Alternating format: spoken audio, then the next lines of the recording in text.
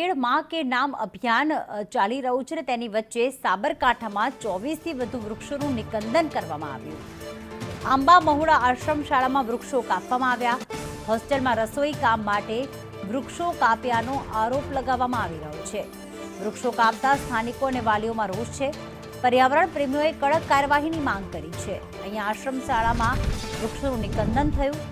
24 થી વધુ વૃક્ષો કાપી નાખવામાં આવ્યા, જે વર્ષો જૂના હતા. રસોઈના કામકાજ માટે આ વૃક્ષો કાપ્યા હોવાનું અનુમાન અને આક્ષેપ કરવામાં આવી રહ્યો છે. સાહેબ, મારા ફાધર હતા લાલજી ગુરુજી હતા ને એ વખતે આ લીમડા અમે ઉછેરેલા હતા, બરાબર? કે અમારા ગામ લોકોને તમારે પૂછવું પડે કે ના પૂછવું પડે? કેમ નથી ઉતારેલા? જૂનું થાય તે ઉતાર લેવું પડે છોડ, બરાબર સાહેબ? હા, તો જૂનું તો સ્કૂલે જૂની થઈ નવી બનાવી દો કે હોકે? હા, નવી બનવા ચાલુ કરી દીધી છે ભાઈ. તમે સમજો, જોઈ લેજો આટલા દિવસમાં, એટલે ખબર પડશે કેવું થયું. તમને હવે ખબર પડશે હો કે શંકરભાઈ, તમે મને હજી ઓળખતા નહીં હો કે? અરે ભાઈ, ઓળખવાનો સરપંચ વાત નથી સાહેબજી, આ જગ્યા છે ને, હોબળો 340 છોકરોનું ભવિષ્ય બગડે કરીને સંસ્થા 1 મિનિટમાં લોક મરાવે એટલી તાકાત છે મારી. અરે કોઈ લોક બનાવવા સરપંચની જરૂર નથી. બરાબર ને? સારું ચાલશે. સાલે હું સારું ચાલે હો કે? તમે પેલી સ્કૂલ બનાવી 2 નંબરમાં બનાવી.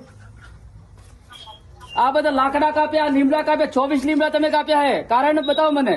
અને બધું જે કાપ્યું એ બધું અહીં ઉપયોગ કરવાનો છે છોકરાના. અરે તો ઈંધણના પૈસા તમે વાવસર મેકો છો ને સાહેબ, ઈંધણના પૈસા માટે તમે વાવસર મેકો છો. મફતમાં હું કરો લાકડામાં? મૂકવાનું નથી વાવસર, તમારે જોતા રહેવાના. શું થાય છે?